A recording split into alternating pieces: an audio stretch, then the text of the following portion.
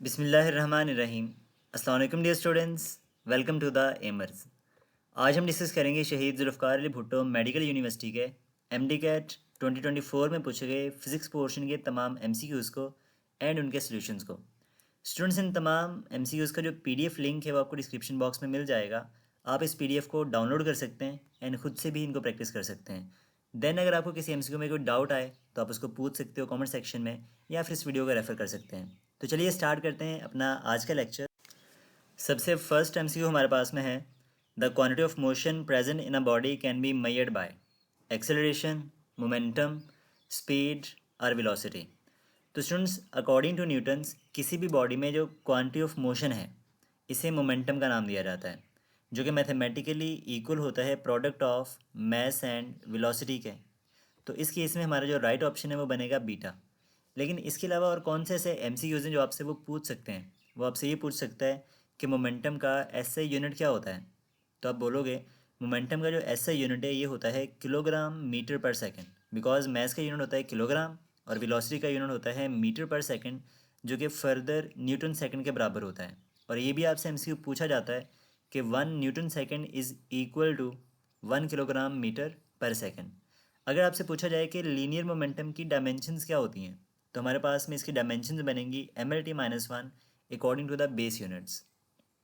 And students, एक common सा MCQ ये भी आता है अक्सर कि वो कौन सी फिजिकल क्वांटिटी है जिसके यूनिट्स और डायमेंशन लीनियर मोमेंटम के सिमिलर होते हैं।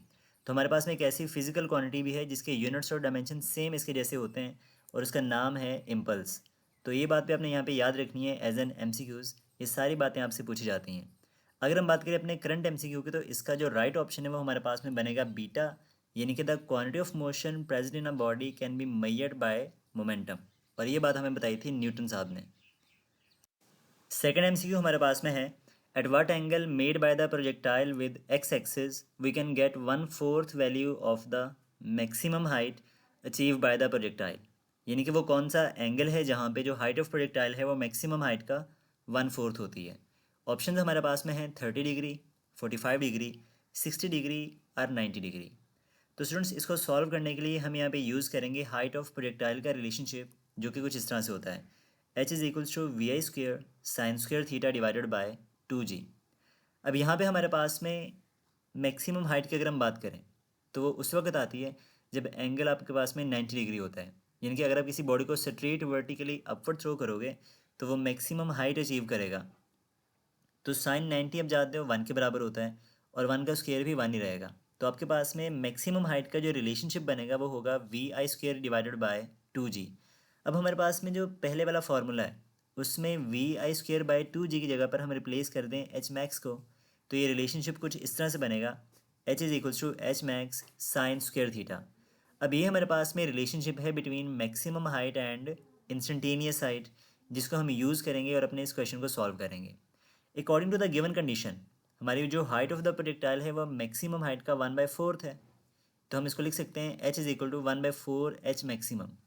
अगर ये वैल्यू हम अपने इस फॉर्मूले में रिप्लेस करें, जो कि ब्लू कलर में आपको नज़र आ रहा है यहाँ पर, तो ये कुछ इस तरह से आप लिख सकते हो इसको कि H max over 4 is equal to H maximum sine square theta. अब यहाँ पे दोनों साइड से एच मैक्सिमम से एच मैक्सिमम कैंसिल आउट हो जाएगा, तो ये बनेगा 1/4 is equal to sine square theta. अब स्क्वेयर को कैंसिल करने के लिए आप दोनों तरफ स्क्वेयर रूट करोगे तो बनेगा sine theta is equals to 1/2। अब आपको थीटा कैलकुलेट करना है तो साइन इनवर्स ऑफ 1/2 बनेगा आपके पास में, जो कि फर्दर इक्वल होता है 30 डिग्री के। तो यहाँ पे हमारे पास में जो राइट ऑप्शन है वो बनेगा अल्फ़ा, यानी कि 30 डिग्री। तो स्टूडेंट्स, इसी तरह से प्रोजेक्टाइल मोशन के बारे में अगर आपको मज़ीद ट्रिक्स चाहिए, मज़ीद इसकी डिटेल आपको देखनी है, तो हमारी एक वीडियो रेफर है जिसमें हमने वन शॉट में कवर किया है पूरे के पूरे प्रोजेक्टाइल मोशन को, जिसमें बहुत सारे ट्रिक्स हैं, बहुत सारे क्वेश्चन हमने सॉल्व किए हैं। तो आप इसको भी रेफ़र कर सकते हैं। थर्ड एमसीक्यू हमारे पास में है, in one dimensional elastic collision of two bodies of same masses what will happen if moving body collide with the mass which is initially at rest. यानी इसमें हमसे कहते हैं कि वन डायमेंशनल इलास्टिक कोलिजन है जिनमें दो बॉडीज़ का मास जो है वो बराबर है। अगर एक मूविंग बॉडी रेस्ट में पड़ी हुई बॉडी से कोलाइड करेगी तो क्या होगा। अब सोचिए यहाँ पे, क्योंकि इलास्टिक कोलिजन की बात हो रही है और हम जानते हैं कि इलास्टिक कोलिजन के केस में जो टोटल काइनेटिक एनर्जी होती है वो हमेशा कंजर्व रहती है। और इस केस में अगर आपको वेलोसिटीज़ को डिटरमाइन करना है आफ्टर द कोलिजन, तो फर्स्ट बॉडी की जो वेलोसिटी होती है v1 प्राइम, उसका फॉर्मूला कुछ इस तरह से होता है। यानी कि इसको याद आप इजीली रख सकते हो कि इसके दो पार्ट हैं। फर्स्ट हाफ में एंड सेकंड हाफ में कॉमन चीज़ ये है कि दोनों के डिनोमिनेटर में आएगा सम ऑफ द मैसेज, यानी कि m1 प्लस m2। एंड इसके फर्स्ट हाफ में दोनों मैसेज का डिफरेंस लेना है और उसे सेम बॉडी की वेलोसिटी से मल्टीप्लाई करवा देना है। यानी कि आपको अगर v1 प्राइम निकालना है तो आप m1 को m2 में से माइनस करोगे और v1 से मल्टीप्लाई करवा दोगे। एंड सेकंड हाफ में एक तो 2 आएगा साथ में इसके, एंड उसके अगेंस्ट जो सेकंड बॉडी है उसका मोमेंटम आएगा। तो v1 के अपोजिट जो बॉडी है वो होगी सेकंड वाली, तो उसका मैस और उसकी वेलोसिटी यानी कि m2 v2 उसका मोमेंटम आ रहेगा। इसी तरह से अगर आपको निकालनी है सेकंड बॉडी की वेलोसिटी आफ्टर द कोलिजन, तो वो फार्मूला भी सेम ऐसे बनेगा। इसके भी दो हाफ होंगे। First half and second half के डिनोमिनेटर में आएगा सम ऑफ द मैसेज, यानी कि m1 plus m2। First half में दोनों मैसेज का डिफरेंस करना है, यानी कि अगर v2 प्राइम है तो m2 माइनस m1 लिखेंगे। एंड सेम बॉडी की वेलोसिटी यानी कि v2 आ जाएगा। एंड सेकंड पार्ट में 2 के साथ अपोजिट बॉडी का मोमेंटम लिखोगे। तो अगर v2 प्राइम है तो जो मोमेंटम आएगा वो फर्स्ट बॉडी का आएगा, यानी कि 2m1v1 बन जाएगा। तो ये हमारे फार्मूलाज हैं जिसको यूज़ करके हम velocity after the collision determine कर सकते हैं। अब इसकी अगर हम बात करें तो इसमें हमें दो बॉडीज़ बता रखी हैं जिनका मैस जो है वो सेम है, यानी कि m1 जो है वो बराबर है m2 के। वो कहता है कि अगर m1 कोलाइड करे m2 को, जो कि इनिशियली रेस्ट में है, तो क्या होगा। तो स्टूडेंट्स ये बात आपने यहाँ पे याद रखनी है कि जब भी दो बॉडीज़ सेम मैसेज की हों तो उनकी जो वेलोसिटीज़ हैं वो आपस में इंटरचेंज हो जाती हैं। यानी कि अगर m1 मूव कर रहा था 10 की वेलोसिटी से और m2 0 पे था, तो after the collision m1 rest में आ जाएगा और m2 जो है वो सेम वेलोसिटी से मूव करना स्टार्ट कर देगा। तो हमारा जो राइट ऑप्शन यहाँ पर बनेगा वो होगा बीटा, कि उनकी जो वेलोसिटीज़ हैं वो आफ्टर द कोलिजन इंटरचेंज हो जाएंगी, जिसको आप प्रूफ कर सकते हो इन रिलेशंस को यूज़ करके। क्वेश्चन नंबर 4 हमारे पास में है, the slope of velocity time graph gradually decreases then body is said to be moving with negative acceleration, positive acceleration, uniform velocity और वेरिएबल एक्सेलरेशन। तो स्टूडेंट्स अगर हम बात करें वेलोसिटी टाइम ग्राफ की, तो slope of the velocity time graph जो है वो हमें एक्सेलरेशन डिटरमाइन करती है। लेट्स से हमारे पास में ग्राफ है वेलोसिटी टाइम ग्राफ जिसमें जो स्लोप है वो ग्रेजुअली इंक्रीज़ हो रही है। तो जब हमारी वेलोसिटी इंक्रीज़ होती है तो इसका मतलब स्लोप आपकी इंक्रीज़ हो रही है। तो इस केस में हमारा जो एक्सेलरेशन है वो हमेशा पॉजिटिव होता है। लेकिन अगर आपकी स्लोप डिक्रीज़ हो रही है, यानी कि इसका मतलब होगा वेलोसिटी डिक्रीज़ हो रही है, जैसे देखो ग्राफ में आपको नज़र आ रहा है कि वेलोसिटी मैक्सिमम से कम होते होते आफ्टर टाइम t 0 पे आ जाती है। तो जब वेलोसिटी डिक्रीज़ करती है तो जो एक्सेलरेशन है वो नेगेटिव होता है। तो इंक्रीजिंग स्लोप के लिए positive acceleration and decreasing slope के लिए नेगेटिव एक्सेलरेशन होता है। तो आपका जो राइट ऑप्शन बनेगा इस केस के अंदर वो होगा अल्फ़ा। क्वेश्चन नंबर 5 हमारे पास में है, the acceleration can be determined by the gradient of, यानी कि हमें बताना ये है कि किस ग्राफ के ग्रेडियंट से हम एक्सेलरेशन को डिटरमाइन कर सकते हैं। तो स्टूडेंट्स ग्रेडियंट का सिंपली मतलब होता है स्लोप। अगर हम बात करें वेलोसिटी टाइम ग्राफ के ग्रेडियंट या स्लोप की, तो वो हमें एक्सेलरेशन डिटरमाइन कर देता है। फॉर एग्जांपल जैसे देखो एक ग्राफ है जिसमें वाई एक्सिस पे आपने वेलोसिटी ले रखी है और एक्स एक्सिस के ऊपर हमारे पास में टाइम है। तो अगर आप इसकी स्लोप निकालते हो यानी कि ग्रेडियंट, तो स्लोप मैथमेटिकली बराबर होती है टेंजेंट थीटा के, जो कि फर्दर परपेंडिकुलर ओवर बेस के इक्वल होता है या राइज ओवर रन के इक्वल होता है। तो यहाँ पे देखो राइज में यानी कि वाई एक्सिस में हमारे पास में वेलोसिटी का चेंज हो रहा है और हॉरिजॉन्टल में हमारे पास में टाइम का चेंज हो रहा है। तो delta we over delta T ये आपको एक्सेलरेशन डिटरमाइन कर देगा। तो वेलोसिटी टाइम ग्राफ के स्लोप या ग्रेडियंट से हम एक्सेलरेशन डिटरमाइन कर सकते हैं। तो हमारा जो राइट ऑप्शन है यहाँ पर वो बनेगा डेल्टा। एमसीक्यू नंबर 6 हमारे पास में है, the rate of change of linear momentum is equal to, options हैं force, impulse, torque and velocity. Students अगर हम बात करें rate of change of linear momentum की, तो according to Newton second law of motion in terms of momentum, जो applied force है ये बराबर होती है delta P over delta T के। यानी कि rate of change of momentum जो है वो अप्लाइड फोर्स के इक्वल होते हैं। तो आपको जो राइट ऑप्शन यहाँ पे बनेगा वो होगा अल्फ़ा। अगर आपसे वो ये पूछे कि instantaneous change of linear momentum किसके इक्वल होता है, तो स्टूडेंट्स यहाँ पे ये बात भी आपने याद रखनी है कि instantaneous change in linear momentum जो है वो इम्पल्स के इक्वल होता है, जो कि फोर्स इनटू टाइम का प्रोडक्ट रहता है। तो ये बात भी आपने एज एन एमसीक्यू साथ में याद रखनी है।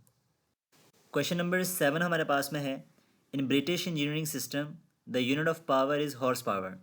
Numerically 1000 horse power is equal to, तो हमने ये बताना है कि 1000 हॉर्स पावर कितने वॉट के इक्वल होता है, क्योंकि सारे ऑप्शन आप देखो तो वॉट्स में अवेलेबल हैं। अब इसमें से ये बात आपने याद रखनी है जहन में, या आप ऑलरेडी जानते भी हो कि 1 हॉर्स पावर ये हमारे पास में इक्वल होता है 746 वॉट के। और हमें ये बताना है कि 1000 हॉर्स पावर कितने होते हैं, तो आप दोनों साइड पे 1000 से मल्टीप्लाई करवा दो। जब आप दोनों साइड पर 1000 से मल्टीप्लाई करवाओगे तो बनेगा 1000 horse power is equal to 746 into 1000। तो आपका आंसर आएगा 746 वॉट, यानी कि आपका जो राइट ऑप्शन यहाँ पे बनेगा वो होगा चार्ली। क्वेश्चन नंबर 8 हमारे पास में है, a man pulls a trolley through a distance of 50 metre by applying a force of 100 newton which makes an angle of 60 degree with X axis. Calculate the work done by the man. तो हमें यहाँ पे work done calculate करना है, और आप जानते हो वर्क डन का फॉर्मूला होता है W is equal to F D cos of theta. अब हमारे पास में फोर्स गिवन है 100 न्यूटन, डिस्टेंस है 50 मीटर एंड एंगल है 60 डिग्री। तो कॉज ऑफ 60 की वैल्यू आपको पता है 0.5, तो 0.5 को हम 1/2 लिख सकते हैं। तो जब ये वैल्यूज़ मैं यहाँ पे रिप्लेस करूँगा तो ये कुछ स्ट्रक्चर इस तरह से बन जाएगा। अब आप 50 को 2 पे डिवाइड करो तो आंसर आएगा 25, और 25 को जब आप 100 से करवाओगे मल्टीप्लाई तो आपका आंसर आएगा 2500 जाउल। तो हमारा जो राइट आंसर है यहाँ पर वो बनेगा अल्फ़ा। क्वेश्चन नंबर 9 हमारे पास में है, two bodies with kinetic energies having ratio of 4:1 are moving with equal linear momentum, the ratio of their masses is. तो इसमें हमसे ये कहते हैं कि दो बॉडीज़ की जो काइनेटिक एनर्जीज की रेशियो है वो 4:1 है। अगर उनका लीनियर मोमेंटम सेम हो तो हमें उसके मैसेज की रेशियो बतानी है। तो यहाँ पे आप सबसे पहले ड्राइव करोगे relationship between kinetic energy and momentum. अब हम जानते हैं कि काइनेटिक एनर्जी का फॉर्मूला होता है 1/2 mv²। अगर आप राइट साइड पर m से मल्टीप्लाई भी कर दो और m से डिवाइड भी कर दो तो इसमें कोई फ़र्क तो पड़ेगा नहीं, लेकिन जो m से m होगा मल्टीप्लाई वो बन जाएगा m²v², जिसको आप mv² लिख सकते हो, और डिनोमिनेटर में जो एक m है वो वैसे का वैसा बच जाएगा। अब यहाँ पे स्टूडेंट्स आप देखो तो जो mv है ये मोमेंटम के इक्वल होता है, तो ये बनेगा kinetic energy is equal to p² divided by 2m। तो ये हमारे पास में रिलेशनशिप है between kinetic energy and momentum. अब क्योंकि हमारे पास में जो लीनियर मोमेंटम है यानी कि p वो तो कांस्टेंट है, तो आप इस फॉर्मूले से गेस कर सकते हो कि काइनेटिक एनर्जी का मास के साथ में इन्वर्स रिलेशनशिप है। तो अगर काइनेटिक एनर्जी की जो रेशो है दो बॉडीज़ की वो 4:1 है, तो जो मैसेज की रेशो है वो इसके अपोजिट होगी, यानी कि 1:4। तो यहाँ पे हमारे पास में जो राइट ऑप्शन बनेगा वो होगा चार्ली, यानी कि सी ऑप्शन। क्वेश्चन नंबर 10 हमारे पास में है, if kinetic energy of a body becomes 4 time of the initial value then the new value of the momentum will be. तो कहते हैं कि अगर आप बॉडी की काइनेटिक एनर्जी को 4 टाइम बढ़ा दो तो जो न्यू मोमेंटम है वो कितना हो जाएगा। स्टूडेंट्स अभी देखो हमने एक रिलेशनशिप पढ़ा है between kinetic energy and momentum, कि kinetic energy is equal to p²/2m। तो अगर हम यहाँ से मोमेंटम की वैल्यू फाइंड करें तो बनेगा p is equal to √2m times kinetic energy. अब हम यहाँ से देख सकते हो क्लियरली कि मोमेंटम का काइनेटिक एनर्जी के स्क्वायर रूट से डायरेक्ट रिलेशनशिप है। तो अगर आप काइनेटिक एनर्जी को 4 टाइम इंक्रीज़ करोगे तो जो मोमेंटम है वो 4 का स्क्वायर रूट यानी कि 2 टाइम इंक्रीज़ करेगा, तो हमारा जो मोमेंटम है वो इनिशियल वैल्यू से डबल हो जाएगा। तो आपको जो राइट ऑप्शन यहाँ पर बनेगा वो होगा अल्फ़ा। क्वेश्चन नंबर 11 है, which one of the following is the best condition for performing maximum work done by any thermodynamic system. तो हमसे पूछ रहे हैं कि वो कौन सा थर्मोडायनेमिक सिस्टम की बेस्ट कंडीशन है जहाँ पे मैक्सिमम वर्क डन होता है।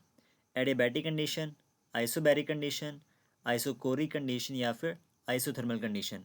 तो स्टूडेंट्स अगर हम किसी भी थर्मोडायनेमिक सिस्टम की बात करें तो उसका जो वर्क डन है वो हम ग्राफिकली कैलकुलेट करते हैं। तो इन केस ऑफ दिस अगर हम प्रेशर वॉल्यूम ग्राफ की बात करें तो area under the pressure volume graph जो है वो वर्क डन को इंडिकेट करता है। तो देखो यहाँ पे 3 प्रोसेस हमने ग्राफ में दिखा रखे हैं, isobaric, isothermal and adiabatic process. अगर हम बात करें आइसोकोरिक की तो उसमें वॉल्यूम जो है वो फिक्स रहता है, उसमें वॉल्यूम चेंज नहीं होता, तो आपके जो वर्क डन है वो ज़ीरो आएगा। लेकिन अगर हम बात करें आइसोबैरिक प्रोसेस की तो इसके कर्व के अंडर जो एरिया बनेगा वो सबसे ज़्यादा होता है, तो आइसोबैरिक का जो वर्क डन है वो सबसे ज़्यादा आएगा। उसके बाद आइसोथर्मल प्रोसेस का, एंड सबसे कम होता है एडियाबैटिक एंड आइसोकोरिक प्रोसेस का। तो आपको जो वर्क डन है वो मैक्सिमम होगा in case of isobaric process, and सबसे कम होगा आइसोकोरिक का जो कि ज़ीरो होता है। तो यहाँ पे हमारे पास में जो राइट ऑप्शन बनेगा वो होगा सेकंड ऑप्शन, आइसोबैरिक कंडीशन। यानी कि एक ऐसा प्रोसेस होता है जिसमें जो प्रेशर है वो कांस्टेंट रहता है। तो कांस्टेंट प्रेशर के ऊपर आप मैक्सिमम वर्क डन परफॉर्म करवा सकते हैं। क्वेश्चन नंबर 12 है, in an isothermal condition of any thermodynamic system the change in internal energy is. तो इसमें कहता है कि आइसोथर्मल कंडीशन पे चेंज ऑफ इंटरनल एनर्जी क्या होता है। तो स्टूडेंट्स अगर हम बात करें चेंज ऑफ इंटरनल एनर्जी की, तो change in internal energy directly proportional होता है चेंज ऑफ टेम्परेचर के। अब क्योंकि हम बात कर रहे हैं आइसोथर्मल प्रोसेस की, और आप जानते हो ये एक ऐसा प्रोसेस है जिसमें टेम्परेचर ऑफ द सिस्टम जो है वो कांस्टेंट रहता है। तो अगर हमारे पास में टेम्परेचर कांस्टेंट है तो चेंज ऑफ टेम्परेचर जो है वो ज़ीरो होगा। तो अगर चेंज ऑफ टेम्परेचर ज़ीरो है तो इसका मतलब जो चेंज ऑफ इंटरनल एनर्जी है वो भी ज़ीरो के बराबर होगा। यानी कि हमारे सिस्टम की जो इंटरनल एनर्जी है वो कांस्टेंट रहेगी और इसमें कोई भी चेंज जो है वो नहीं आएगा। तो इस केस में हमारा जो राइट ऑप्शन बनेगा इस एमसीक्यूज़ का वो बनेगा चार्ली, यानी कि जो चेंज ऑफ इंटरनल एनर्जी है वो ज़ीरो हो जाएगा। क्वेश्चन नंबर 13 है, in which of the following condition the thermodynamic system does not perform any work. तो हमें ये बताना है कि वो कौन सी कंडीशन है जिसमें थर्मोडायनेमिक सिस्टम कोई वर्क परफॉर्म नहीं करते। तो स्टूडेंट्स ये बात हम जानते हैं कि in case of a thermodynamic system जो वर्क डन है वो बराबर होता है pressure into change of volume, यानी कि पी डेल्टा वी के इक्वल। अगर हम बात करें आइसोकोरिक प्रोसेस की, तो एक ऐसा प्रोसेस है जिसमें चेंज ऑफ वॉल्यूम जो है वो ज़ीरो होता है, यानी कि सिस्टम का वॉल्यूम कांस्टेंट रहता है। तो अगर चेंज इन वॉल्यूम ज़ीरो है तो हमारा जो वर्क डन है आइसोकोरिक प्रोसेस का वो भी ज़ीरो के बराबर होगा। तो ये हमारा जो राइट ऑप्शन है यहाँ पे वो बनेगा चार्ली ऑप्शन। लेकिन ये बात हम ऑलरेडी भी डिस्कस कर चुके हैं कि एमसीक्यू में पहले, कि जो सबसे मैक्सिमम वर्क डन होता है वो होता है आइसोबैरिक प्रोसेस का, उसके बाद आइसोथर्मल, उसके बाद एडियाबैटिक प्रोसेस, एंड सबसे कम होता है आइसोकोरिक प्रोसेस का वर्क डन। तो ये बातें भी आपने इसके साथ याद रखनी है। क्वेश्चन नंबर 14 हमारे पास में है, the SI unit of relative permittivity is. यानी कि रिलेटिव परमिटिविटी का एसआई यूनिट क्या होता है ये हमें बताना है। अगर हम बात करें रिलेटिव परमिटिविटी की, तो एक्चुअल में ये हमारे पास में रेशो होती है between force in a vacuum to the force in a medium between the charges. अब आप जानते हो कि दोनों फोर्सेस जो हैं इनका यूनिट तो न्यूटन होता है। तो relative permittivity because same quantities की रेशो होती है, इसलिए इसके कोई यूनिट हमारे पास में नहीं होंगे। तो हमारा जो राइट ऑप्शन है यहाँ पर वो बनेगा डेल्टा। लेकिन ये बात भी आपने याद रखनी है कि एक टर्म होती है जिसको हम कहते हैं फ्री स्पेस परमिटिविटी, जिसको एप्सिलॉन नॉट से लिखा जाता है, एंड इसकी वैल्यू होती है 8.85 इंटू 10⁻⁻12 कूलम स्क्वायर पर न्यूटन पर मीटर स्क्वायर। तो ये यूनिट्स आपने इसके याद रखने हैं इसकी वैल्यू के साथ में, और इसको हम फ्री स्पेस परमिटिविटी कहते हैं। लेकिन जो रिलेटिव परमिटिविटी है इन terms of electric field, electric force या कैपेसिटेंस, अगर आप उसको डिफाइन करो तो उसके कोई भी यूनिट नहीं बनेंगे बिकॉज वो दो सेम क्वांटिटीज़ की रेशो रहती है। तो ये आपका एक छोटा सा एमसीक्यू जिसको आपने अच्छे से कवर अप करना है। क्वेश्चन नंबर 15 है, the electrostatic force between two point charges is independent of one of the following quantities. तो हमें ये बताना है कि जो इलेक्ट्रोस्टैटिक फोर्स है वो किन चीज़ों पर इंडिपेंडेंट होती है। तो इसमें अगर हम बात करें इलेक्ट्रिक फोर्स की बिटवीन द चार्जेस, तो अकॉर्डिंग टू कूलम्स लॉ इसका रिलेशनशिप होता है F is equals to 1/4 pi epsilon naught Q1 Q2/r²। यानी कि दो चार्जेस के दरमियान जो फोर्स है वो इसकी इक्वल होती है। अब ये डिपेंड किस पे करती है, तो अब देखो यहाँ पे एक टर्म आपको नज़र आ रही है एप्सिलॉन नॉट, जो कि इन केस ऑफ एयर हम यूज़ करते हैं या वैक्यूम के केस में यूज़ करते हैं। बट अगर कोई और मीडियम हम यूज़ करेंगे चार्जेस के बीच में, तो साथ में इसके रिलेटिव परमिटिविटी का फैक्टर आएगा, यानी कि एप्सिलॉन आर। तो हमारी जो इलेक्ट्रिक फोर्स है वो मीडियम डिपेंडेंट होती है। सेकंड आप देखो तो ये डिपेंड करती है चार्जेस के प्रोडक्ट के ऊपर, यानी कि magnitude of charges Q1 Q2 के प्रोडक्ट पर भी डिपेंड करती है।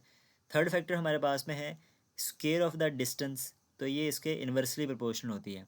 तो हमारी जो इलेक्ट्रिक फोर्स है जिस पर वो डिपेंड नहीं करती वो है टेम्परेचर ऑफ द चार्जेस, जो कि आपका राइट ऑप्शन है in case of this MCQs. तो डेल्टा ऑप्शन आपको जो है वो करेक्ट होगा। जो इलेक्ट्रिक फोर्स है वो टेम्परेचर पर इंडिपेंडेंट होती है। क्वेश्चन नंबर 16 है, electron volt is the unit of. तो स्टूडेंट्स बेसिकली जो इलेक्ट्रॉन वोल्ट है ये यूनिट होता है इलेक्ट्रिकल एनर्जी का, जिसको हम इस तरह से डिफाइन करते हैं कि the energy gained or lost by an electron when it is traversed through a potential difference of 1 volt. यानी कि जब कोई इलेक्ट्रॉन जो है वो 1 वोल्ट के पोटेंशियल डिफरेंस में से मूव करता है तो वो जो एनर्जी गेन या लूज़ करेगा उसको इलेक्ट्रॉन वोल्ट का नाम दिया जाता है। एंड मैथमेटिकली 1 इलेक्ट्रॉन वोल्ट जो है ये बराबर होता है 1.6 इंटू 10⁻⁻19 जाउल के। तो यहाँ पे हमारा जो राइट ऑप्शन है वो बनेगा डेल्टा। क्वेश्चन नंबर 17 है the SI unit of capacitance of a capacitor is farad. It can also be expressed as. तो हमें ये बताना है कि जो कैपेसिटेंस का यूनिट है फैरेड, उसको हम किस तरह से एक्सप्रेस कर सकते हैं फर्दर। अब स्टूडेंट्स अगर हम बात करें कैपेसिटेंस ऑफ द कैपेसिटर की, तो इसका रिलेशनशिप होता है C is equal to Q divided by V, यानी कि चार्ज और पोटेंशियल डिफरेंस की जो रेशो है उसको कैपेसिटेंस का नाम दिया जाता है। अगर आप यहाँ पे बात करो इलेक्ट्रिक पोटेंशियल की V की, तो इसका फॉर्मूला आपको याद होगा, ये होता है work done per unit charge, यानी कि W/Q। तो यहाँ से जो Q है जब वो न्यूमरेटर वाले में Q से आके मल्टीप्लाई होगा तो बन जाएगा Q²/वर्क डन, यानी कि चार्ज का square divided by work done. अब आप जानते हो चार्ज का एक फॉर्मूला आपने पढ़ा होगा करंट इलेक्ट्रिसिटी वाले चैप्टर में, Q=IT। तो आप जानते हो कि अगर मैं इसकी यूनिट्स यहाँ को रिप्लेस करूँगा तो ये बन जाएगा फैरेड, जो कि कैपेसिटेंस का यूनिट है। चार्ज की जगह पे आएगा करंट और टाइम का यूनिट, यानी कि एम्पेयर इंटू सेकेंड, होल का स्क्वायर आएगा क्योंकि चार्ज का स्क्वायर है, और वर्क डन का यूनिट होता है जाउल, जिसको हम यहाँ पे लिखेंगे।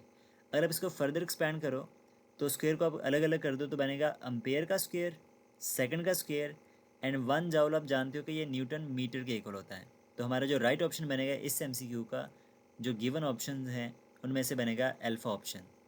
तो जो 1 फैरेड है वो फर्दर बराबर होता है एम्पेयर सेकंड स्क्वायर के ओवर न्यूटन मीटर या जाउल के। क्वेश्चन नंबर 18 है which one of the following is the unit of electric field intensity. तो हमें ये बताना है कि इलेक्ट्रिक फील्ड इंटेंसिटी का जो यूनिट है वो क्या होता है। तो स्टूडेंट्स इसके लिए आपको इसके फॉर्मूले आने चाहिए। इलेक्ट्रिक फील्ड के दो फॉर्मूलाज होते हैं, एक हमारे पास में होता है E=F/Q, यानी कि force acting per unit charge, and second हमारे पास में होता है इन टर्म्स ऑफ पोटेंशियल, जो कि V/D होता है। तो अगर आप इसके यहाँ से यूनिट्स को जनरेट करोगे तो एक इसका यूनिट बनेगा न्यूटन पर कूलम, यानी कि फोर्स का न्यूटन और चार्ज का कूलम, तो न्यूटन पर कूलम, जो कि फर्दर बराबर होता है वोल्ट पर मीटर के। तो इसके दो यूनिट्स हैं। तो देखो ऑप्शन में अगर आप देखोगे तो फर्स्ट ऑप्शन में है न्यूटन पर एम्पेयर, जो कि रॉन्ग है। सेकंड में है न्यूटन पर वोल्ट, ये भी रॉन्ग। थर्ड में है वोल्ट पर कूलम, ये भी गलत है। और डेल्टा ऑप्शन है वोल्ट पर मीटर, तो ये हमारा जो है वो राइट ऑप्शन बनेगा। क्वेश्चन नंबर 19 है how many electrons are there in 1 coulomb charge, यानी कि हमसे वो ये पूछ रहा है कि एक कूलम चार्ज में कितने इलेक्ट्रॉन्स होते हैं। तो स्टूडेंट्स इसको सॉल्व करने के लिए आप यूज़ करोगे कॉन्सेप्ट ऑफ क्वांटाइजेशन, यानी कि हमारा जो टोटल चार्ज है किसी भी बॉडी पर वो इंटीग्रल मल्टीपल होता है एक मिनिमम चार्ज का, जिसको मैथमेटिकली हम लिखते हैं Q=NE। अब यहाँ से बिकॉज हमें नंबर ऑफ़ इलेक्ट्रॉन कैलकुलेट करना है तो N बनेगा Q/E के इक्वल। तो Q हमारे पास में टोटल चार्ज है एंड E हमारे पास में होता है charge of an electron or proton. तो स्टूडेंट्स यहाँ पे हमें गिवन है कि 1 कूलम चार्ज के हमें नंबर ऑफ इलेक्ट्रॉन बताने हैं, तो बनेगा N=, चार्ज आ गया 1 कूलम और इलेक्ट्रॉन पे चार्ज होता है 1.6 इंटू 10⁻⁻19 कूलम। जब आप माइनस के 19 को न्यूमरेटर में शिफ्ट करोगे तो ये बन जाएगा 10⁻+19, एंड 1 को जब आप 1.6 से करोगे डिवाइड तो आंसर आएगा 0.625 इंटू 10⁻+19। अगर आप डेसिमल को राइट में 1 डेसिमल तक शिफ्ट करोगे तो ये बन जाएगा N=6.25 इंटू 10⁻18 इलेक्ट्रॉन्स। तो 1 कूलम चार्ज में 6.25 इंटू 10⁻18 इलेक्ट्रॉन्स होते हैं। तो हमारा जो राइट ऑप्शन है यहाँ पर वो बनेगा डेल्टा। क्वेश्चन नंबर 20 है और ये बेसिकली आपकी बुक का एक न्यूमेरिकल भी है इसी फॉर्मेट के ऊपर। इसमें कहता है the electric flash attachment for a camera contain the capacitor for storing the energy use to produce the flash. In one such unit the potential difference between the plates of 20 farad capacitor is 5 volt, यानी कि 20 farad का जो capacitor है उसका जो potential difference है वो 5 volt है। तो हमें बताना है calculate the energy that is use to produce the flash. तो हमें वो एनर्जी कैलकुलेट करनी है जिस फ्लैश को प्रोड्यूस करने में यूज़ हो रही है। तो स्टूडेंट्स अब देखो यहाँ पे अगर आपको एनर्जी की वैल्यू कैलकुलेट करनी है तो इसके लिए आप फॉर्मूला यूज़ करोगे energy stored in the capacitor का, जो कि होता है U=1/2 CV²। तो इसमें वैल्यूज़ को रिप्लेस कर दो तो बनेगा U=12, C की वैल्यू बनेगी 20 और V हमारे पास में है 5 के बराबर। तो 20 को जब आप 2 से कैंसिल करो तो बनेगा 10 और 5 का स्क्वायर हमारे पास में होता है 25। तो 25 को जब आप 10 से करवाओगे मल्टीप्लाई तो आंसर आएगा 250 जाउल। तो हमारा जो राइट ऑप्शन है यहाँ पे वो बनेगा अल्फ़ा। क्वेश्चन नंबर 21 है डायोड इज़ अ या फिर an device which can be use for the rectification purpose. तो हमसे वो ये पूछ रहे हैं बेसिकली कि डायोड्स एक्चुअल में होते क्या हैं। तो स्टूडेंट्स डायोड बेसिकली हमारे पास में सिंपली एक पीएन जंक्शन होता है जो कि सेमी कंडक्टर्स का बना होता है और इसको हम यूज़ करते हैं रेक्टिफायर के तौर पर एसी को डीसी में कन्वर्ट करने के लिए। तो रेक्टिफिकेशन एक ऐसा प्रोसेस है जिसमें हम एसी को डीसी में कन्वर्ट करते हैं और ये प्रोसेस करने के लिए हम यूज़ करते हैं रेक्टिफायर डायोड्स को, जिनको सिंपली पीएन जंक्शन डायोड का नाम भी दिया जाता है। और ये बने होते हैं सेमी कंडक्टर्स के, यानी कि सिलिकॉन या फिर जर्मीनियम के। तो हमारा जो राइट ऑप्शन है यहाँ पर वो बनेगा डेल्टा। और आप जानते हो कि सेमी कंडक्टर्स ऐसे मटेरियल्स होते हैं जो कि कुछ कंडीशंस के ऊपर बिहेव करते हैं एज अ इंसुलेटर एंड कुछ कंडीशन में ये बिहेव करते हैं एज अ कंडक्टर, तो इसलिए इनको सेमी कंडक्टर्स का नाम दिया जाता है। क्वेश्चन नंबर 22 हमारे पास में है at what angle made by scattered photon with X axis we can get maximum value of the Compton shift. तो हमें ये बताना है कि किस एंगल के ऊपर स्कैटर्ड फोटोन के केस में जो कॉम्पटन शिफ्ट है वो मैक्सिमम होती है। तो स्टूडेंट्स एक्चुअल में कॉम्पटन शिफ्ट होता क्या है पहले इसको समझते हैं। तो लेट्स से हमारे पास में एक एटम है जिसके ऊपर आप एक फोटोन को इंसिडेंट करवाते हो, लाइक एक्सरे फोटोन है। तो जब ये फोटोन जाके एक इलेक्ट्रॉन को हिट करेगा, ये वहाँ से इलेक्ट्रॉन को नॉक आउट कर देगा और ख़ुद भी स्कैटर्ड हो जाएगा किसी एंगल के ऊपर। लेकिन आफ्टर द स्कैटरिंग जो वेवलेंथ ऑफ द फोटोन है ये इंक्रीज़ हो जाती है। तो इंसिडेंट फोटोन और स्कैटर्ड फोटोन की वेवलेंथ में ये जो चेंज आता है उसे कॉम्पटन शिफ्ट का नाम दिया जाता है, जो कि कॉम्पटन इफेक्ट भी कहलाता है। मैथमेटिकली हमारे पास में जो कॉम्पटन शिफ्ट यानी कि डेल्टा लैम्डा है ये बराबर होता है h/m0c into 1 minus cos of theta. तो यहाँ पे हमारे पास में ये जो फैक्टर है ना h/m0c, इसकी जो डायमेंशन है वो लेंथ के सिमिलर होती हैं, इसलिए इस फैक्टर को कॉम्पटन वेवलेंथ भी कहा जाता है। तो ये बात भी अपने जहन में रखनी है। एंड जो थीटा है यहाँ पर ये कहलाता है स्कैटरिंग एंगल, जिस पर हमारा जो फोटोन है वो स्कैटर्ड हुआ है। तो अगर हम डिफरेंट एंगल्स की बात करें, फॉर एग्जांपल अगर हम बात करते हैं 0 डिग्री की, तो आप जानते हो कॉज ऑफ 0 तो +1 होता है, तो 1 - 1 ये बनेगा 0। तो डेल्टा लैम्डा आपका 0 के बराबर आएगा। यानी कि अगर हमारा फोटोन जो है वो स्कैटर्ड नहीं होता, यानी कि जिस तरह से वो जाके स्ट्राइक हुआ इलेक्ट्रॉन से वो उसी एंगल रास्ते पे मूव करता रहता है और वो किसी भी एंगल पर डायरेक्शन में स्कैटर नहीं करता, तो उस केस में कॉम्पटन शिफ्ट नहीं होगा, यानी कि जो उसकी वेवलेंथ है उसमें कोई भी चेंज अपेयर नहीं होगा। अगर वो फोटोन जो वो स्कैटर हो जाता है at the angle of 90 degree, तो आप जानते हो कॉज ऑफ 90 होता है 0 के इक्वल, तो 1 - 0 1 बनेगा। और 1 को अगर आप h/m0c से करवाओगे मल्टीप्लाई, तो जो डेल्टा लैम्डा है वो h/m0c के इक्वल आएगा। और मैथमेटिकली ये बराबर होता है 2.243 पिकोमीटर के। लेकिन अगर ये फोटोन जो है वो स्कैटर्ड हो जाता है 180 के ऊपर, यानी कि वो जिस तरह से गया इलेक्ट्रॉन को हिट किया और वापस उसी रास्ते पे बाउंस बैक कर जाता है, तो उस केस में कॉज 180 ये -1 होगा। तो माइनस माइनस आपस में जब प्लस होंगे तो जो हमारा कॉम्पटन शिफ्ट है वो होगा 2 टाइम्स ऑफ h/m0c, यानी कि ये मैक्सिमम रिजल्ट आपको देगा। तो कॉम्पटन शिफ्ट मैक्सिमम उस वक्त होती है जब हमारे पास में जो स्कैटर्ड एंगल है वो 180 डिग्री होगा। तो आपको जो राइट ऑप्शन है इस केस में वो बनेगा डेल्टा। क्वेश्चन नंबर 23 है the kinetic energy of emitted electron in photo electric effect can be increased by increasing. तो हमसे वो ये पूछ रहा है कि जो फोटो इलेक्ट्रॉन्स होते हैं उनकी काइनेटिक एनर्जी को हम कैसे इंक्रीज़ कर सकते हैं। तो एक्चुअल में अगर हम बात करें फोटो इलेक्ट्रिक इफेक्ट की, तो इसमें जो हमारी इंसिडेंट फ्रीक्वेंसी है अगर वो ज़्यादा होगी थ्रेशोल्ड फ्रीक्वेंसी से, तो जो फोटोन है उसकी एनर्जी भी ज़्यादा होगी, वो ज़्यादा एनर्जी पोजेस करेगा। तो अगर फोटोन के पास में ज़्यादा एनर्जी है तो जब वो जाके उस मेटल प्लेट को स्ट्राइक करेगा तो वो इलेक्ट्रॉन्स को ज़्यादा एनर्जी ट्रांसफ़र करेगा, जिससे जो इलेक्ट्रॉन है वो मेटल की सरफेस से बाहर निकल आएगा और ज़्यादा काइनेटिक एनर्जी गेन करेगा। तो हम कह सकते हैं कि इंसिडेंट फ्रीक्वेंसी जो है वो kinetic energy of the electrons के डायरेक्टली रिलेटेड होती है, क्योंकि जितनी ज़्यादा फ्रीक्वेंसी होगी जो इलेक्ट्रॉन उस मेटल से बाहर आएगा वो ज़्यादा काइनेटिक एनर्जी पोजेस करेगा। तो हम ये कह सकते हैं कि kinetic energy of the ejected electrons यानी कि photo electrons is directly proportional to the incident frequency of the photon. तो अगर आपको इलेक्ट्रॉन्स की काइनेटिक एनर्जी इंक्रीज़ करनी है तो उसकी फ्रीक्वेंसी को आपको इंक्रीज़ करना पड़ेगा। लेकिन अगर हम बात करें इंटेंसिटी की, तो इंटेंसिटी के ऊपर वो इंडिपेंडेंट होती है। इंटेंसिटी को कम ज़्यादा करने से kinetic energy of the electrons पे कोई फ़र्क नहीं पड़ेगा, बल्कि उसके नंबर ऑफ़ इलेक्ट्रॉन्स हैं वो ज़्यादा हो जाएंगे।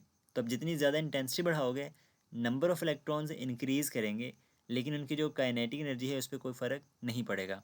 तो इस केस में उसने पूछा है फोटो इलेक्ट्रॉन्स की काइनेटिक एनर्जी, तो हमारा जो राइट ऑप्शन है यहाँ पर वो बनेगा बीटा, यानी कि फोटो इलेक्ट्रॉन्स की काइनेटिक एनर्जी को हम इंक्रीज़ कर सकते हैं by increasing the frequency of electromagnetic wave, तो beta is the right option.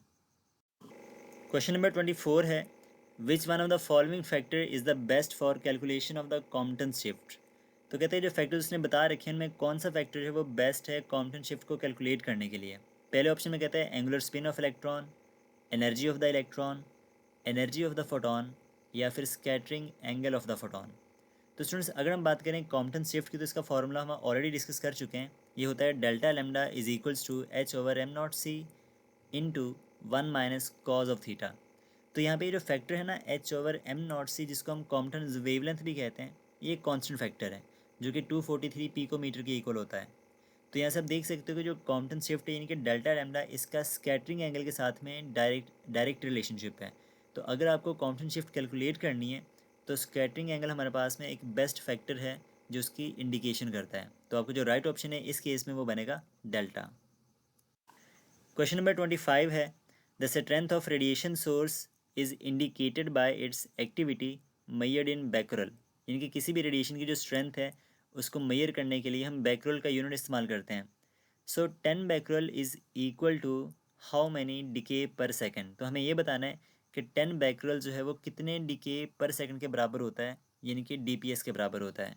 तो स्टूडेंट्स अगर हम बात करें यूनिट्स ऑफ रेडियो एक्टिविटी के या यूनिट्स ऑफ एक्टिविटी के, तो ये इसके 3 यूनिट्स होते हैं। सबसे पहला यूनिट हमारे पास में होता है बैकरल, और 1 बैकरल जो है ये बराबर होता है 1 डिसइंटीग्रेशन पर सेकंड, यानी कि 1 डीपीएस, जिसको डीके पर सेकंड भी कहते हैं। सेकंड इसका यूनिट होता है रदरफोर्ड, जो कि 10⁻6 डीपीएस के बराबर होता है। एंड थर्ड इसका यूनिट होता है क्यूरी, जो कि बराबर होता है 3.7 इंटू 10⁻10 डीपीएस। तो ये जो वैल्यूज़ हैं इनकी और इसके जो यूनिट्स हैं उनको आपने याद रखना है। ये काफ़ी सारे पेपर्स में और भी पूछे गए हैं एमसीक्यूज इस टाइप के। अब देखो यहाँ पे अगर एक बैकरल एक डिके पर सेकंड के बराबर है या एक डीपीएस के बराबर है, तो फिर 10 बैकरल जो है वो 10 डीपीएस के बराबर होगा। तो हमारा जो राइट ऑप्शन बनेगा इस एमसीक्यूज का वो होगा अल्फ़ा, मीन्स के 10 becquerel is equals to 10 decays per second. Question number 26 है, if the half life of any radio active nucleus is 0.693 second, what will be the value of decay constant. तो इसमें कहते हैं कि अगर हाफ लाइफ जो है वो 0.693 सेकेंड है तो डिके कांस्टेंट की वैल्यू क्या होगी। स्टूडेंट्स अगर हम बात करें relationship between half life and decay constant की, तो ये फॉर्मूला भी आपने याद रखना है डायरेक्टली। ये होता है lambda is equal to log of 2 over half life. तो लेमडा यहाँ पे डिके कांस्टेंट है और T1/2 ये हमारी हाफ लाइफ है। तो स्टूडेंट्स इसको आप ऐसे भी लिख सकते हो, लॉग ऑफ 2 जो है ये मैथमेटिकली 0.693 के इक्वल रहता है, तो 0.693 ओवर हाफ लाइफ। अगर मैं यहाँ पे हाफ लाइफ की वैल्यू रिप्लेस करूँ जो हमें गिवन है क्वेश्चन में वो भी 0.693 है, तो ये अब इसमें आप वैल्यूज़ को पुट करोगे तो बनेगा lambda is equals to 0.693 over 0.693। तो ये दोनों आपस में कैंसिल आउट हो जाएंगे, तो लेमडा की वैल्यू बनेगी 1 पर सेकेंड। तो हमारे पास में जो राइट ऑप्शन है वो बनेगा डेल्टा। क्वेश्चन नंबर 27 है, cancerous thyroid is treated with. तो ये बेसिकली हमारी एक बुक लाइन की इन्फॉर्मेशन है। तो थायराइड को ट्रीट करने के लिए हम यूज़ करते हैं आयोडीन 131। तो ये बुक लाइन की इन्फॉर्मेशन है और आपका जो टॉपिक है इस एमसीक्यूज़ का वो है बायोलॉजिकल इफ़ेक्ट्स ऑफ रेडिएशन, जहाँ पे ऐसी इन्फॉर्मेशन आपको गिवन है, आप उसको अच्छे से रीड कर लीजिएगा। तो हमारा जो राइट ऑप्शन बनेगा वो बनेगा चार्ली। अगर हम बात करें सिर्फ कैंसरस सेल्स की ट्रीटमेंट के लिए तो वो हम कोबाल्ट 60 यूज़ करते हैं। तो इसमें उसने कन्फ्यूज़ किया हुआ है कैंसरस थायराइड का वर्ड यूज़ करके। तो कैंसरस सेल्स की ट्रीटमेंट के लिए कोबाल्ट 60 और थायराइड के लिए आयोडीन 131 का यूज़ करते हैं। क्वेश्चन नंबर 28 है, which one of the following is the SI unit of angular displacement. तो कहते हैं कि एंगुलर डिस्प्लेसमेंट का एसआई यूनिट क्या होता है। तो इसमें हमारे पास में जो एंगुलर डिस्प्लेसमेंट इसके यूनिट्स की अगर हम बात करें तो इसके 3 यूनिट्स होते हैं। सबसे पहला होता है रेवोल्यूशन, जो कि सबसे बड़ा यूनिट है। सेकंड होता है रेडियन एंड थर्ड हमारे पास में होता है डिग्री। तो इन तीनों में जो सब ऐसा यूनिट है एंगुलर डिस्प्लेसमेंट का वो होता है रेडियन, जबकि रेवोल्यूशन एंड डिग्री ये दोनों नॉन ऐसे यूनिट्स हैं। तो इसने ऐसे यूनिट पूछे हैं हमसे, तो हमारा जो राइट ऑप्शन है वो बनेगा सेकंड ऑप्शन, यानी कि रेडियन। क्वेश्चन नंबर 29 है, the instantaneous acceleration of a particle of an object traveling with uniform speed in a circle directed towards the center of circle is referred as। तो हमसे वो ये सिंपली पूछ रहा है कि वो एक्सेलरेशन जब कि पार्टिकल सर्कल में मूव करता है और वो सेंटर की तरफ डायरेक्ट करता है, उसको क्या कहते हैं। तो उसमें जब भी कोई पार्टिकल सर्कल में मूव करता है ना, तो उसकी जो वेलोसिटी है वो हमेशा अलोंग द टेंजेंट होती है, और सर्कल में मूव करवाने वाली जो फोर्स है उसको सेंट्रीपिटल फोर्स का नाम देते हैं। तो सेंट्रीपिटल फोर्स की वजह से जो एक्सेलरेशन प्रोड्यूस होता है उसको सेंट्रीपिटल एक्सेलरेशन कहते हैं, जिसकी डायरेक्शन हमेशा towards the centre of circle रहती है। एंड मैथमेटिकली इसका फॉर्मूला होता है A C is equals to V square over R, which is equal to R omega square. यहाँ पे आर हमारे पास में रेडियस ऑफ द सर्कल है एंड ओमेगा उसकी एंगुलर वेलोसिटी। तो आपका जो राइट ऑप्शन बनेगा इस केस में वो होगा सी, यानी कि सेंट्रीपिटल एक्सेलरेशन, जिसकी डायरेक्शन हमेशा towards the centre of circle रहती है। क्वेश्चन नंबर 30 है, which one of the following rules help us to detect the direction of angular velocity. तो किस रूल की मदद से हम एंगुलर वेलोसिटी को डिटेक्ट कर सकते हैं। तो स्टूडेंट्स, एंगुलर वेलोसिटी की डायरेक्शन को इंडिकेट करने के लिए हम यूज़ करते हैं राइट हैंड रूल। तो राइट हैंड रूल के अकॉर्डिंग अगर हम रोटेशन की डायरेक्शन में अगर हम फिंगर्स को कर्ल करें, तो हमारा जो थंब है वो इंडिकेट करता है direction of the angular velocity and angular displacement को।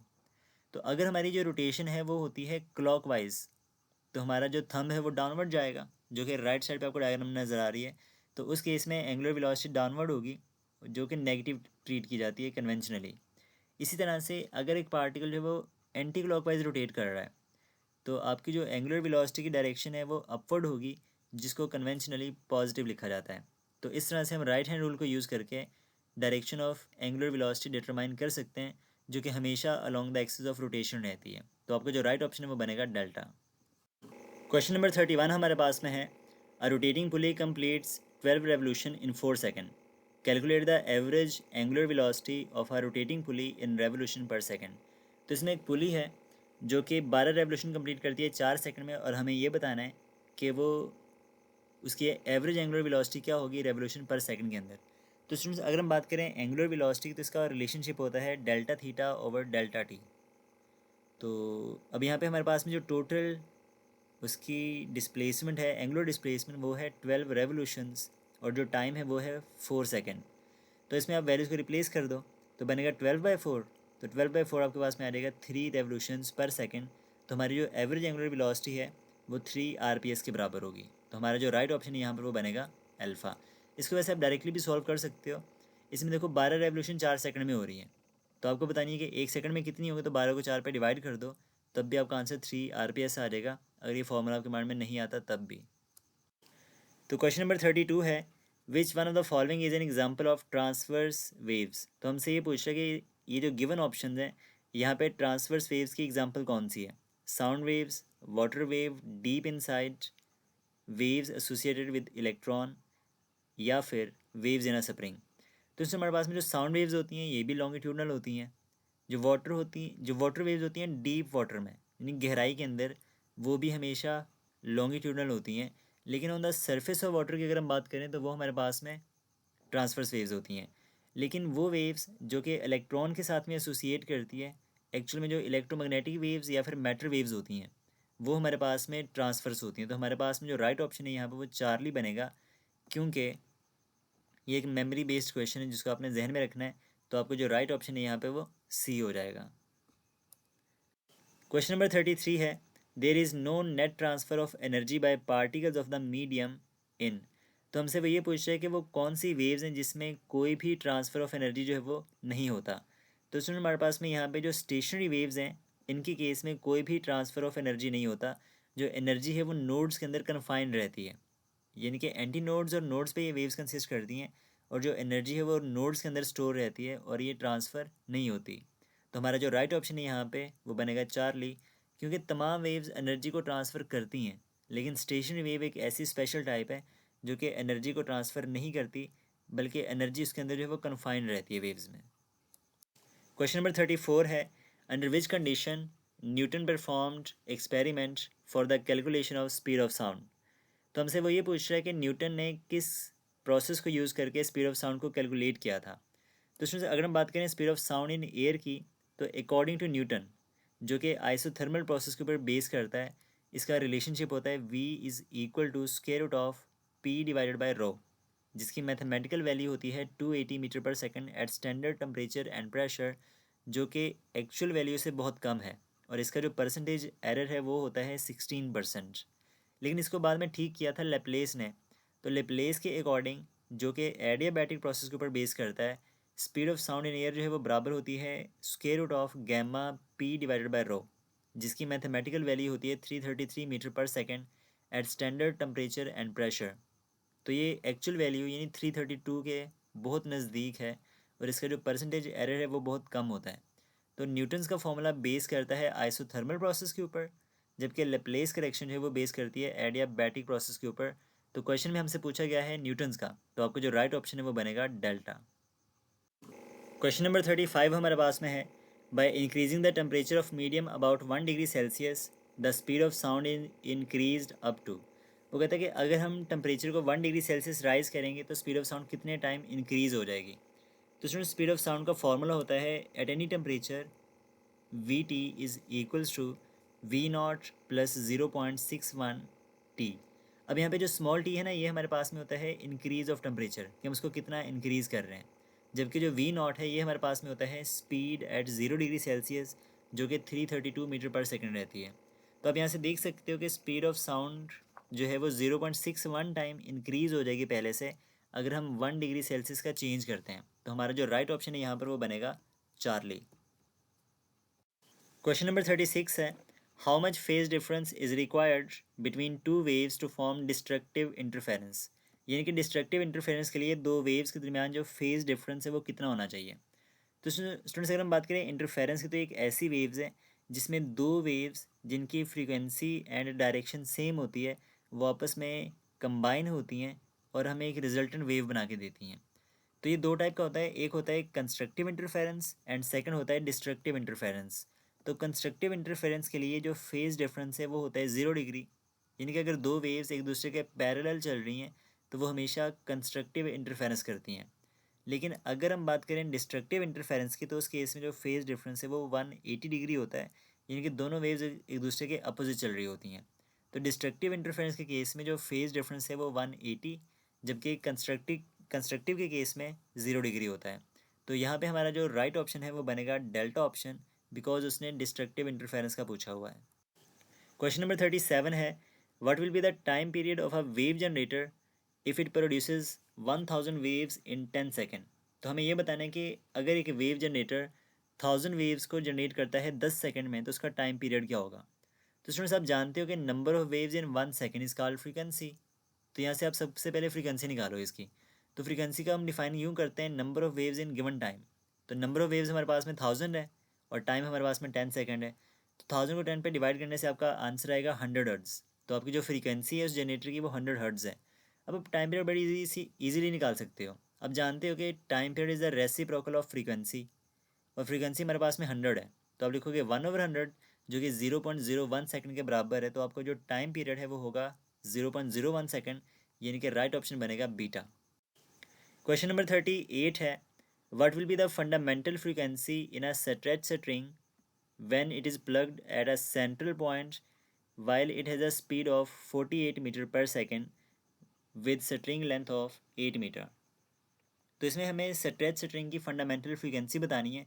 उसने स्पीड बता रखी है वेव की एंड स्ट्रिंग की लेंथ बता रखी है। तो students, fundamental frequency in a stretch string, इसका रिलेशनशिप आपको याद रखना है, ये होता है F1 is equals to V/2L। अब यहाँ पे हमारे पास में जो V है वो 48 है, जबकि लेंथ हमारे पास में 8 मीटर है। तो आंसर आएगा 48/2 इंटू 8। अब 8 2 बार 16, तो 48/16 बन जाएगा। जब आप 16 को 48 पे डिवाइड करोगे तो आंसर आएगा 3 हर्ट्ज़। तो हमारी जो फंडामेंटल फ्रीक्वेंसी है स्ट्रेच स्ट्रिंग की वो 3 के बराबर होगी। तो राइट ऑप्शन बनेगा अल्फ़ा। क्वेश्चन नंबर 39 है, which one of the following is the SI unit of conventional current in a conductor. तो हमें ये बताना है कि किसी कंडक्टर में जो कन्वेंशनल करंट है उसका एसआई यूनिट क्या होता है। तो स्टूडेंट्स, आप जानते हो कि करंट चाहे कोई भी हो, इलेक्ट्रिक करंट का जो एसआई यूनिट है वो हमेशा अम्पेयर होता है, जो कि बराबर होता है 1 कूलम पर सेकेंड के। तो इसकी डेफिनेशन है 1 ampere is equals to 1 coulomb per second. तो आपको जो राइट ऑप्शन है यहाँ पे वो बनेगा अल्फ़ा। क्वेश्चन नंबर 40 है, in any electric circuit power output will be maximum when. तो कहता है आप ये बताओ जो गिवन ऑप्शंस हैं वहाँ पे कौन सा ऑप्शन जो है वो करेक्ट है जो हमें मैक्सिमम पावर डिलीवर करेगा। तो यहाँ पे जो कैपिटल आर है वो आपकी एक्सटर्नल रेजिस्टेंस होती है एंड जो स्मॉल आर है वो internal resistance of the cell होती है। अब सुनो, यहाँ पे एक बात हमें याद रखनी है कि जो इंटरनल रेजिस्टेंस है ना स्मॉल आर, ये हम खुद चेंज नहीं कर सकते। ये जब भी हम एक सेल को बैटरी को डिज़ाइन करते हैं तो उसके अंदर बाय नेचर ऐड हो जाती है, जो कि उसके इलेक्ट्रोलाइट की वजह से होती है। लेकिन जो एक्सटर्नल रेजिस्टेंस है वो वेरिएबल होती है, उसको हम चेंज कर सकते हैं। तो एक्सटर्नल रेजिस्टेंस जितनी कम होगी, बैटरी हमें उतनी ज़्यादा पावर डिलीवर कर सकती है। तो जब हमारे पास में कैपिटल आर स्मॉल आर के इक्वल होता है तो उस केस में जो पावर आउटपुट है वो मैक्सिमम होती है।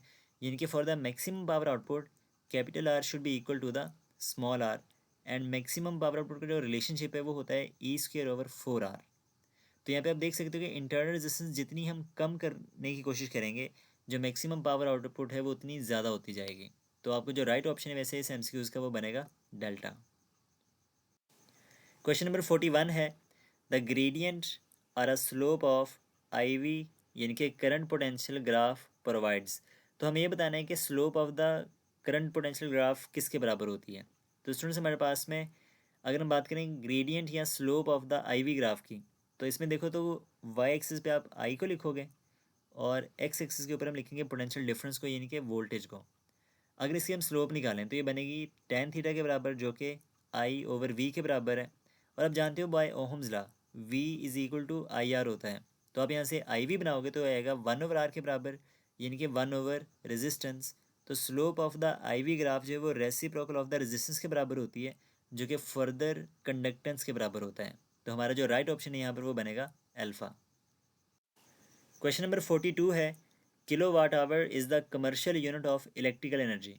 तो ये उसने एक इन्फॉर्मेशन बता दिया आपको, जो कि अक्सर MCQ में पूछा जाता है कि किलो वाट आवर किसका यूनिट है। फिर कहते हैं 1 kilowatt hour is equal to, तो 1 किलो वाट आवर किसके बराबर होता है, ये आपसे फर्दर पूछ रहा है। तो इसमें से अगर हम बात करें किलो वाट आवर की, तो इसको हम इस तरह से डिफाइन कर सकते हैं, it is the energy consumed by a source of 1 kilowatt in 1 our.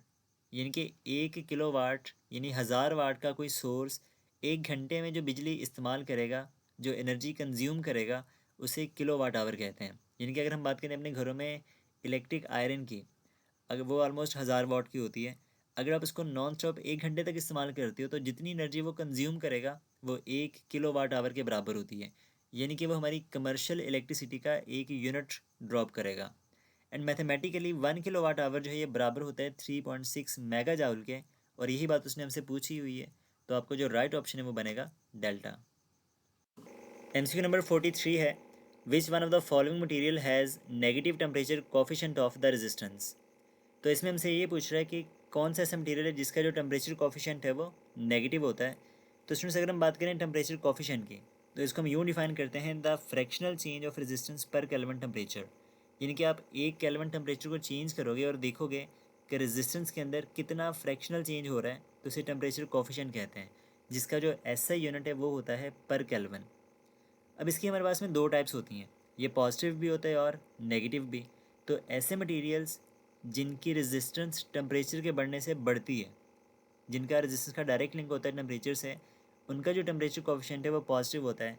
लेकिन ऐसे मटेरियल्स जिनका रेजिस्टेंस जो है वो टेम्परेचर के साथ इन्वर्सली रिलेट करता है, इनकी टेम्परेचर बढ़ेगा तो रेजिस्टेंस कम हो जाएगी, उनका टेम्परेचर कोफिशिएंट जो है वो नेगेटिव होता है। तो जितने भी हमारे पास में मेटल्स होते हैं, जिनके कॉपर है, सिल्वर है, गोल्ड है, आयरन है, उनका टेम्परेचर कोफिशिएंट हमेशा पॉजिटिव होता है। जबकि जो सेमीकंडक्टर्स हैं जैसे कि सिलिकॉन एंड जर्मीनियम, उनका टेम्परेचर कोफिशिएंट जो है वो नेगेटिव होता है। तो इस केस में हमारा जो राइट ऑप्शन बनेगा वो बनेगा beta, because germanium is a semiconductor, and इनका जो टेम्परेचर कोफिशिएंट है वो नेगेटिव होता है क्योंकि इनकी जो रेजिस्टेंस है वो टेम्परेचर के बढ़ने से कम होती है। क्वेश्चन नंबर 44 है, if 60 ampere current passes through a wire in 60 second. अगर 60 एम्पेयर का जो करंट है वो एक वायर से पास करता है 60 सेकंड्स के अंदर, तो what value will be the charge existing in the wire. तो आपको ये बताना है कि वहाँ पे कितना चार्ज एग्जिस्ट कर रहा है। तो स्टूडेंट्स आप जानते हो चार्ज का फॉर्मूला होता है Q is equals to IT। अब यहाँ पे करंट हमारे पास में है 60 एम्पेयर एंड टाइम हमारे पास में है 60 सेकेंड। तो 60 मल्टीप्लाइड बाई 60 ये बन जाएगा 3600 सेकेंड, जिसका आप अगर स्टैंडर्ड फॉर्म में लिखोगे तो बनेगा 3.6 इंटू 10⁻³ कूलम। तो हमारा जो राइट ऑप्शन है यहाँ पर वो बनेगा डेल्टा। क्वेश्चन नंबर 45 है, tesla is the unit of magnetic field intensity.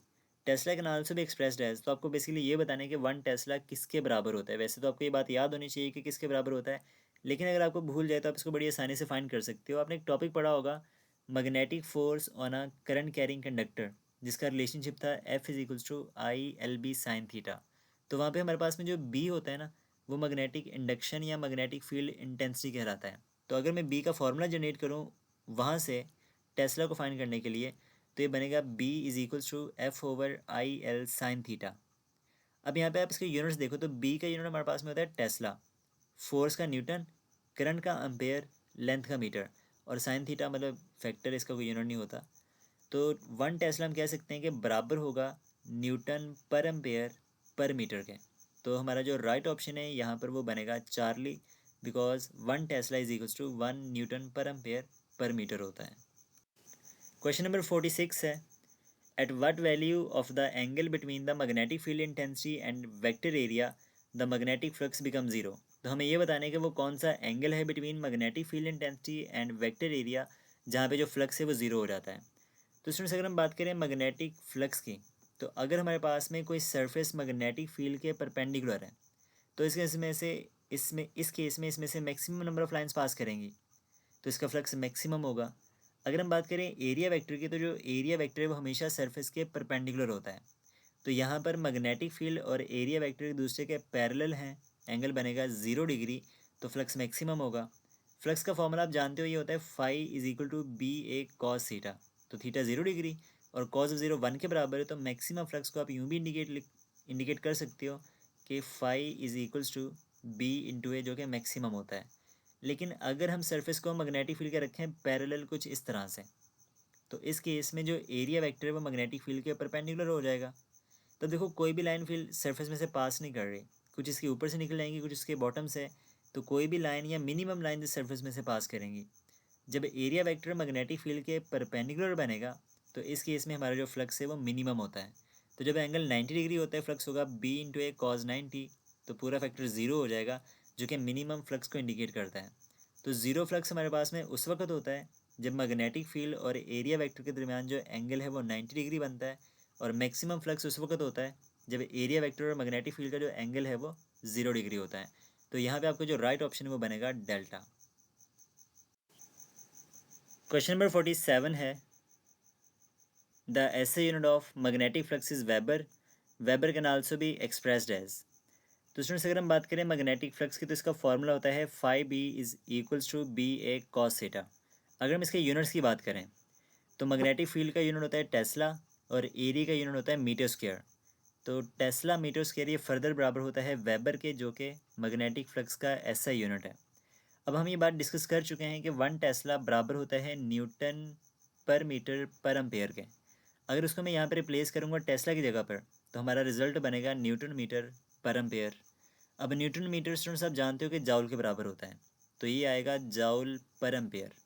अगर आप न्यूटन को किलोग्राम मीटर पर सेकंड स्क्वायर से रिप्लेस कर दो, तो ये फर्दर बन जाएगा किलोग्राम मीटर स्क्वायर पर सेकंड स्क्वायर पर एम्पेयर।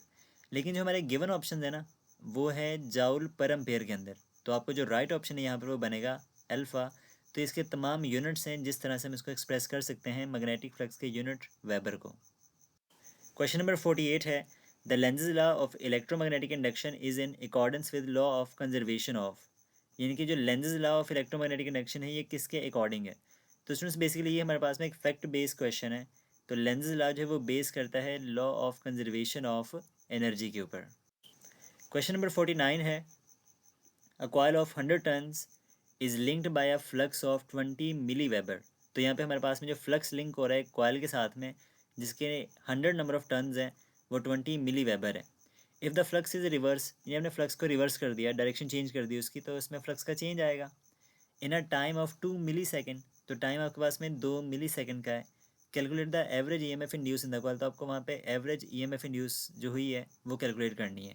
तो इस केस में आप यूज़ करोगे, क्योंकि फ्लक्स गिवन है, टाइम गिवन है, नंबर ऑफ टर्न्स पता है, EMF निकालनी है, तो आप यूज़ करोगे फैराडेज लॉ, जिसके अकॉर्डिंग जो इंड्यूस EMF है बराबर होती है n delta phi over delta t. अब इसमें वैल्यूज़ को पुट कर दो, n हमारे पास में 100 के इक्वल है, जो डेल्टा फाई यानी कि जो फ्लक्स का चेंज आएगा जब आप उसको रिवर्स करोगे तो वो आएगा 20 मिली वेबर, जिसको मैं लिखूंगा 20 × 10⁻³ जो टाइम है वो 2 मिली सेकेंड है, जिसको आप लिख सकते हो 2 × 10⁻³ तो 10⁻³ से 10⁻³ कैंसिल हो जाएगा।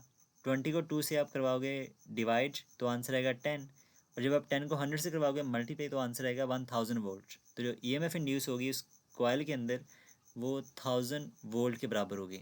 तो आपको जो राइट ऑप्शन है वो बनेगा अल्फ़ा।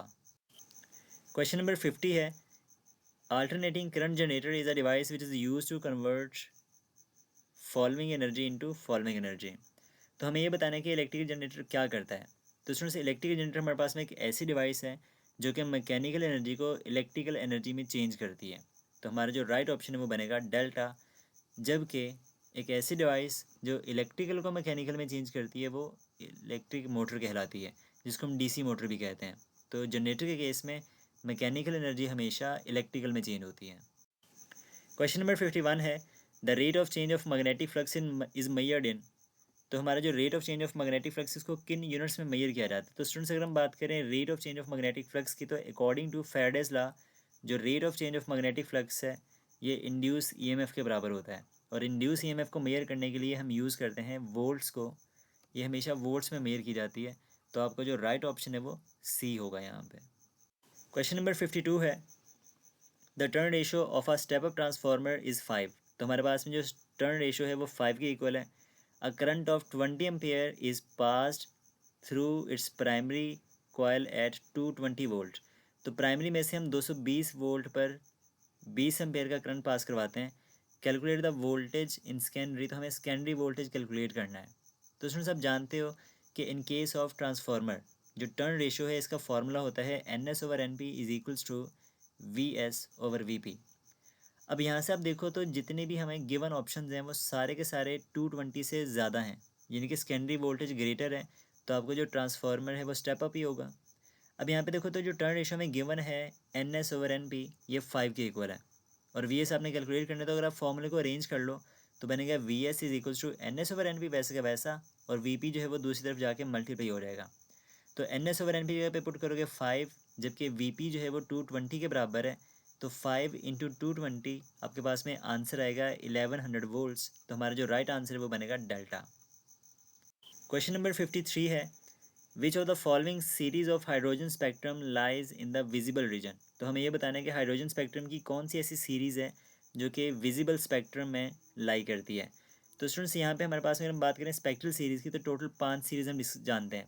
सबसे पहली होती है लाइमन सीरीज़ जो कि अल्ट्रा वायलेट रीजन में लाई करती है। सेकंड होती है बाल्मर सीरीज़ जो कि विजिबल रीजन में लाई करती है।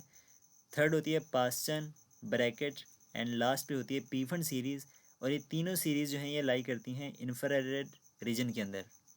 तो इसमें हमारे पास में उसने हमसे पूछा हुआ है विजिबल रीजन में कौन सी सीरीज़ लाई करती है, तो हमारा आंसर होगा बाल्मर सीरीज़।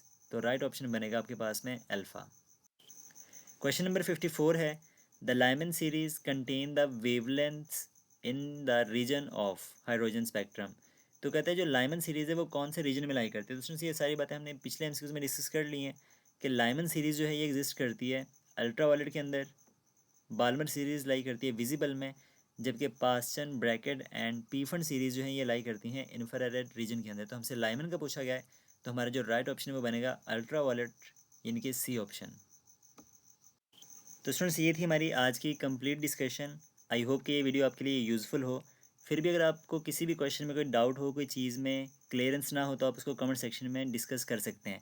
एंड अगर आपको ये वीडियो पसंद आया हो तो इसको लाइक करिए, और अगर आपने चैनल को अभी तक सब्सक्राइब नहीं किया तो उसको सब्सक्राइब भी कीजिए और दोस्तों से शेयर भी कीजिए। जल्द मिलेंगे एक नेक्स्ट वीडियो में। टिल देन, अल्लाह हाफिज़, फ़ी अमानिल्लाह।